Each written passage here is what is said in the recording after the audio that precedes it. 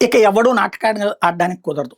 పర్టిక్యులర్‌గా సరిహద్దు రాష్ట్రాలు ఏవైతే ఈశాన్య రాష్ట్రాలు కావచ్చు, అట్లాగే బెంగాల్ కావచ్చు, అట్లాగే ఉత్తరాఖండ్ కావచ్చు, ఇట్లాగా ఏవైతే మన ఇతర దేశాలకి సరిహద్దు రాష్ట్రాలు ఉన్నాయో వీటన్నిట్లలో కూడా చొరబాటుదారులున్నారు. అలాగే ఆ సరిహద్దు రాష్ట్రాల్లోకి ఎంటర్ అయినటువంటి వాళ్ళు నిదానంగా ఇతర ప్రాంతాలకు వ్యాపించేశారు.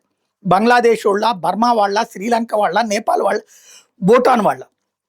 వాళ్ళొచ్చి ఇక్కడ ఉపాధి పొందడం వల్ల నష్టమేం లేదు. మనకు కూడా కనబడుతుంటారు నేపాలీలు మనకి ఉన్ని చొక్కాలు ఇయి అమ్ముతుంటారు.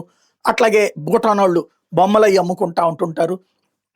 అలాగే బంగ్లాదేశ్ నుంచి ఆళ్ళొచ్చినోళ్ళు ఏదో చిన్న పనులు చేసుకుంటుంటే తప్పే లేదు అట్లాగా. వాళ్ళ బ్రతుకు వాళ్ళు ఇక్కడ బ్రతుకుతామంటే మన దగ్గర మనుషులకి అవతలోడు కూడా వచ్చినప్పుడు పోటీ పడి మనకు కాస్త కాస్ట్ తక్కువకి మనుషులు దొరుకుతారు. ఇది సిస్టమ్. కానీ ఇక్కడ జరుగుతున్నటువంటి ప్రక్రియ ఏంటి అంటే ఆ వచ్చినటువంటోడికి నిదానంగా ఓటిస్తున్నారు. అక్కడ ఉన్నటువంటి రాజకీయ పార్టీల వాళ్ళు. ఆ ప్రభుత్వాలు దానికి సహకరిస్తున్నాయి. ఆ ఓట్లుని వాళ్ళకేపిచ్చుకోవడం కోసం వాళ్ళకి ఓట్లిస్తున్నారు.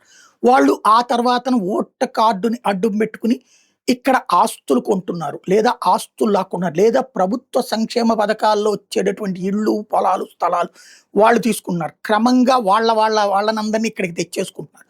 తద్వారా భారతదేశంలో ఇప్పుడు కనీసం 1/20% అంటే 100లో 20 మంది అట్లా విదేశాల నుంచి వచ్చి ఇక్కడ స్థిరపడిపోయినటువంటోళ్ళు గత 40, 50 ఏళ్ల నుంచి కొనసాగుతుంది. వాళ్ళ తరాలు వచ్చేసి ఇప్పుడు వాళ్ళకి పుట్టిన పిల్లలు భారతీయ పౌరులు అయిపోయారు. చివరికి వీళ్ళకి ఏమన్నా భారతీయ భావన ఉంటుందా అంటే చచ్చినా ఉండదు. బంగ్లాదేశ్ వాడికి భారతీయ భావన ఎక్కడ ఉంటుంది? బర్మా వాడికి, రోహింగ్యా గడికి భారతీయ భావన ఎట్లా ఉంటుంది? పాకిస్తాన్ వాడికి భారతీయ భావన ఎట్లా ఉంటుంది? వాడికి ఆడి బ్రతుకు ముఖ్యం. ఈ దేశం ఏమైపోయినా పర్లేదు. తీవ్రవాదులకు కూడా సహకరించేది అట్లాంటోళ్ళే. వాళ్ళని తీసేస్తుంటే లేదు లేదని చెప్పి అడ్డుపడుతున్నటువంటి స్టాలిన్నా, మమతా బెనర్జీనా, పినరయ్ విజయనా ఇట్లాంటోళ్ళు ఎవ్వడికి కూడా ఇక అవకాశం లేదు. సుప్రీంకోర్టు తేల్చి చెప్పేసింది ఎట్టి పరిస్థితుల్లో కొనసాగుతుంది. ఎవ్వడు ఆపడానికి వీల్లేదని.